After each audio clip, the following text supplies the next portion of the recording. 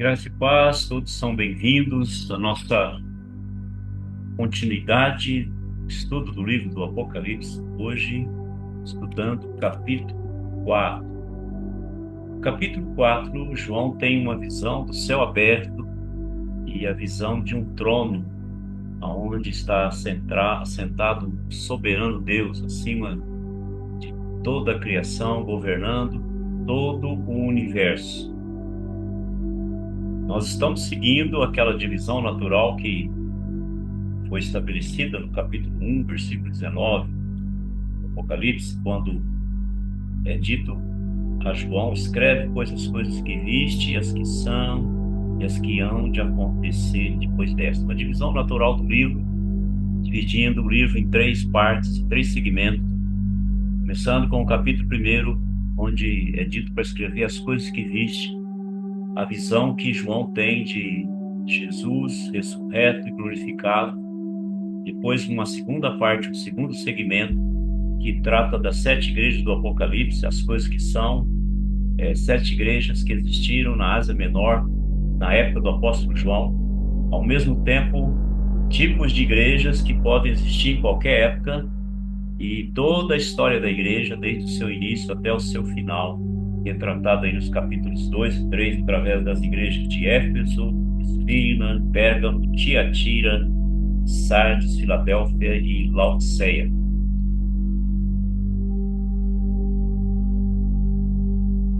A cena muda da terra para o céu. Agora, o capítulo 4 é uma visão da igreja após o arrebatamento. João tem uma visão de eventos futuros, escatológicos, que ocorrerão após o arrebatamento da igreja.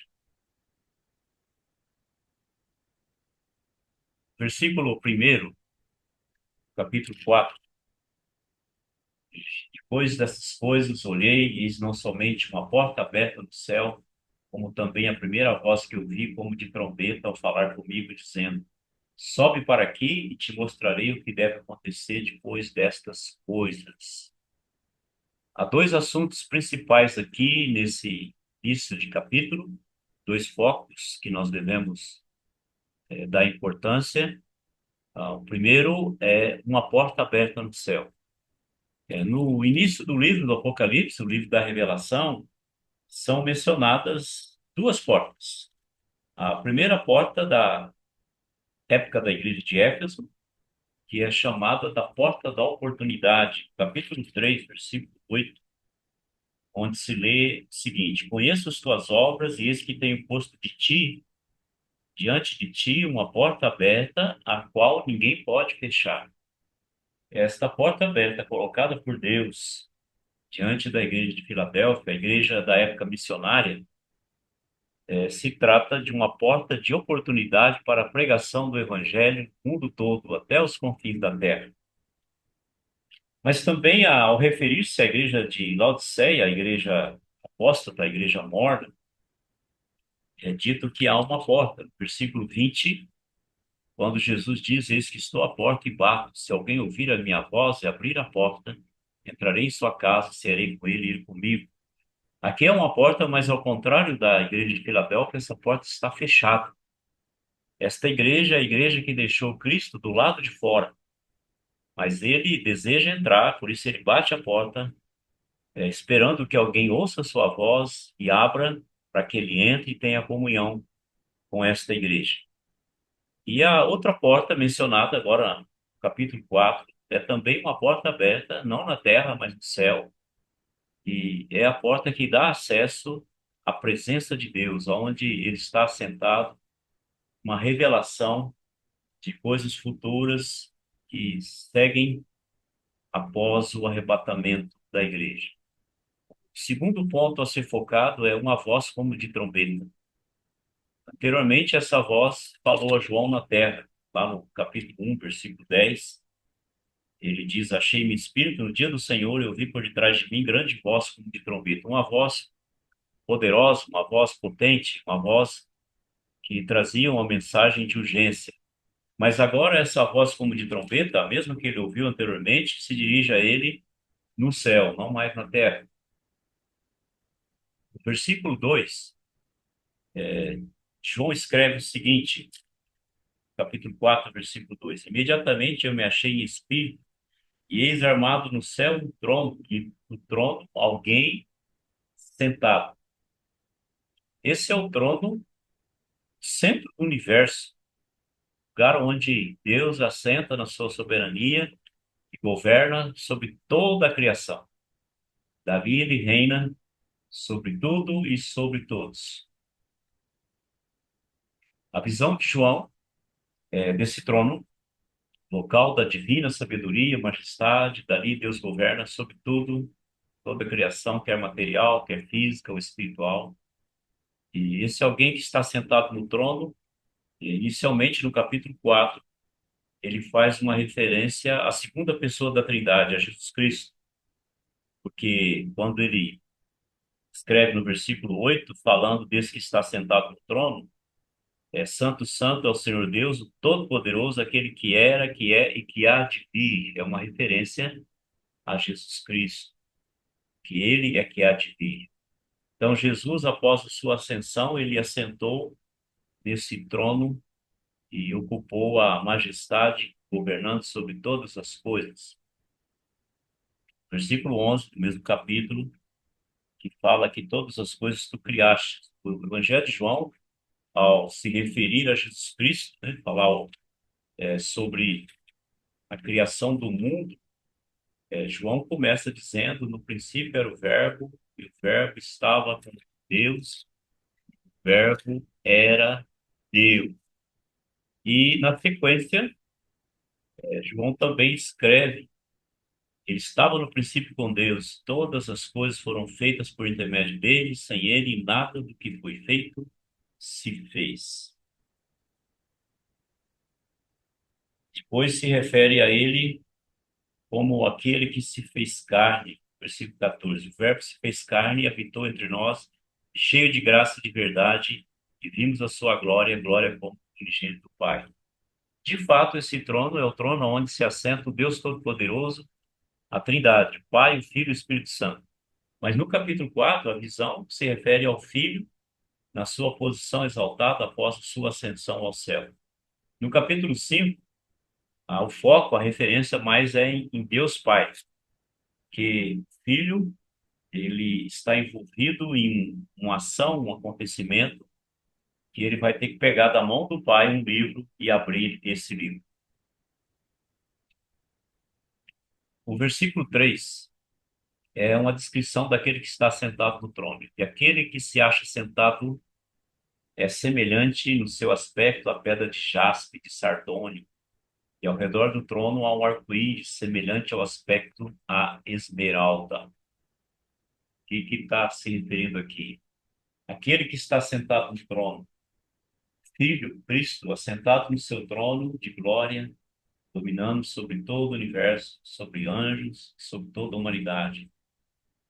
O seu aspecto reflete a glória divina, aspecto de jaspe e sardônio. Quando a Bíblia usa pedras preciosas, o brilho das pedras preciosas, isso representa a glória divina, o brilho que há em Deus. O jaspe aparece na Nova Jerusalém, a cidade santa que desce do céu, lá no capítulo 21, versículo 11 de Apocalipse. Ele aparece na muralha junto com o sardônio, os alicerces da santa cidade, capítulo 21, versículo 19, 20. E perto do trono também um arco-íris com semelhança à esmeralda, trazendo uma lembrança à antiga aliança feita com a humanidade logo após o dilúvio, quando Deus empenhou a sua palavra de nunca mais destruir a terra através do dilúvio. E o verde da esmeralda representando a vida eterna. Do trono emana a vida eterna. Flui do trono de Deus Todo-Poderoso a vida eterna. Ele é eterno e ele concede vida eterna. No versículo 4, diz que ao redor do trono há também 24 tronos, e assentados neles 24 anciãos, vestidos de branco, em cujas cabeças estão coroas de ouro. Esses 24 anciãos, eles representam a igreja após o arrebatamento. A igreja é glorificada e galardoada, assentada no céu. Então, os 24 anciãos, eles estão vestidos de branco, isso significa que lhes foi imputada a justiça de Cristo.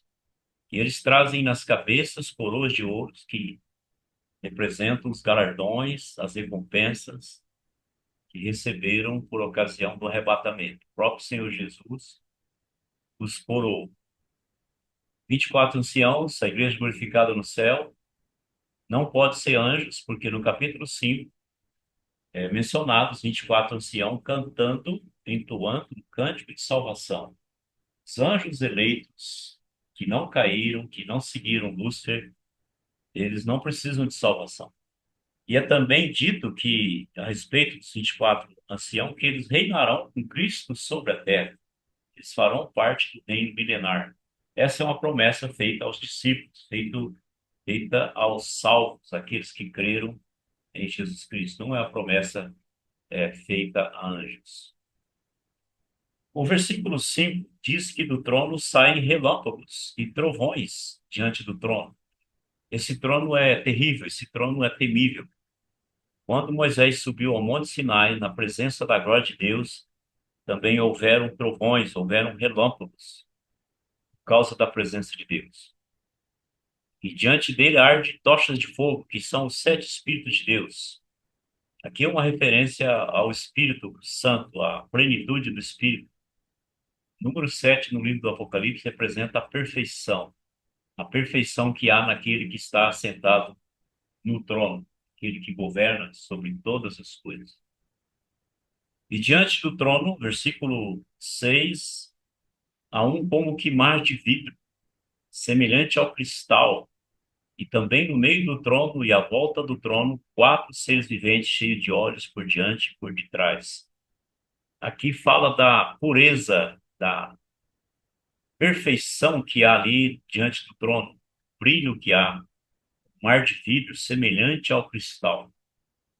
E no meio do trono e à volta do trono, 4 seres viventes. Ou, em outra tradução, diz assim, 4 animais, porque a aparência de 3 deles se refere a animais, né? E eles estão cheios de olhos por diante e por detrás. Isso fala de vigilância constante e visão ampla também. E depois vem uma descrição desses seres viventes. É uma referência aos querubins, que são mencionados, né, no livro de Ezequiel, como aqueles que estão cheios de olhos, todos os lados. Mas eles têm uma aparência diferente aqui, no livro do Apocalipse. Versículo 7 diz que o primeiro ser vivente é semelhante a leão, o segundo semelhante a novilho, e o terceiro tem o rosto como de homem, o quarto ser vivente é semelhante à águia, quando está voando. Aqui é uma representação do ministério de Cristo, conforme foi descrito pelos 4 evangelistas. Mateus, quando escreveu o seu evangelho, ele tinha em vista os judeus que aguardavam o rei, que aguardavam o Messias, o reino estabelecido na terra. Então ele apresenta Jesus como rei. Aí a figura do leão, o rei dos animais. Então Jesus é visto como um leão. Mas Marcos, ao escrever o seu evangelho, ele enfatiza o ministério de Cristo, o servo, né, a servidão, o novilho que puxava o arado, que trabalhava na terra. É porque Marcos, ele está escrevendo aos romanos, e os romanos, eles valorizavam por demais o servo, aquele servo que servia em casa, que foi criado em casa. E havia até a adoção do servo como filho. Então, essa é a descrição que Marcos faz a respeito de Jesus. Como o próprio Filho do Homem disse que ele não veio para ser servido, mas para servir e dar a sua vida em resgate de muitos. Lucas escreve Jesus como homem. Aqui, na visão de João, no capítulo 4 de Apocalipse, ele tem o rosto de homem. porque Lucas escreve e destina o seu evangelho primariamente aos gregos. E os gregos enfatizavam a perfeição do homem, a humanidade. E ele descreve aos gregos, apresentando Jesus como o Filho do homem, o homem perfeito, o homem sem pecado.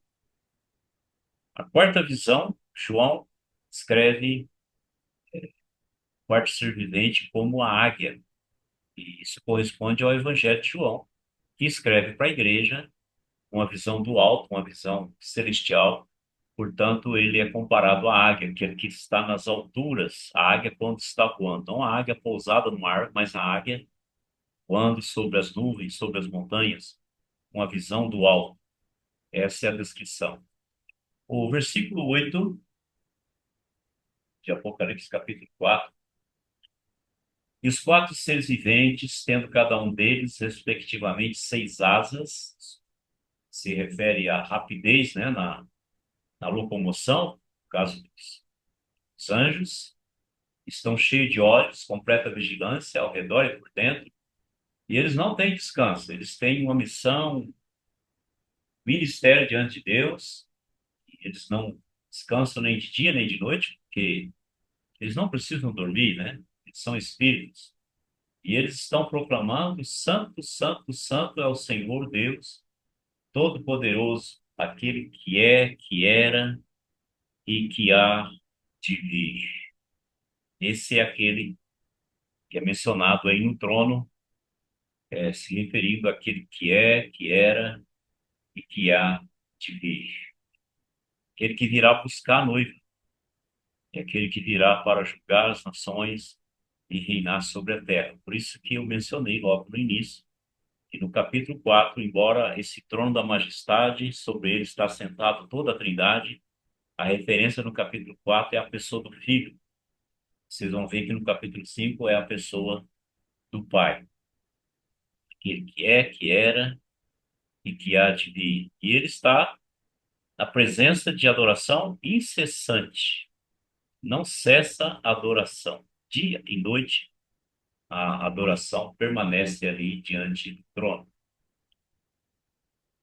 O versículo 9: quando esses seres viventes derem glória, honra e ações de graças ao que se encontra sentado no trono, ao que vive pelos séculos dos séculos. Essa é a adoração nos céus, ali, constantemente diante do trono.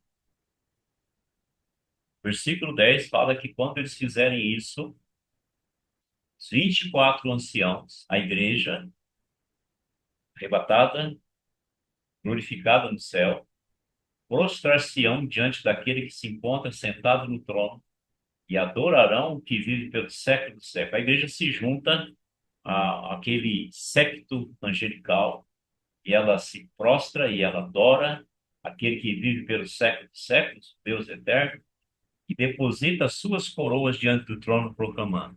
As coroas representam os galardões. Aqui é um reconhecimento justo da igreja que aqueles galardões são de Cristo. Eles não merecem aquilo. Foi Deus quem fez tudo aquilo através da igreja e ele é o merecedor de adoração e é a razão daqueles galardões de tudo que a igreja realizou na terra enquanto esteve.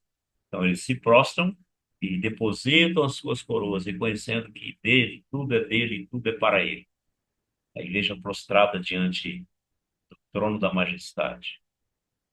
Versículo 11, eles dizem: Tu és digno, Senhor, e Deus nosso, de receber a glória. A glória é o reconhecimento sobre tudo que Deus é, e a honra e o poder, que você é o Criador. Todas as coisas que tu criaste, sim, por causa da tua vontade, vieram a existir, criadas. Ele é a origem de todas as coisas. E a igreja reconhece isso em adoração, pronuncia isso diante do trono onde está Deus assentado. Essa adoração, né, que é descrita assim: digno de receber a glória, a honra e o poder. Porque criou todas as coisas e criou por sua vontade, todas as coisas foram criadas. Então, uma visão magnífica, trono da majestade do Senhor nosso Deus. E esse louvor que é oferecido pelos anjos e também pela igreja do Senhor.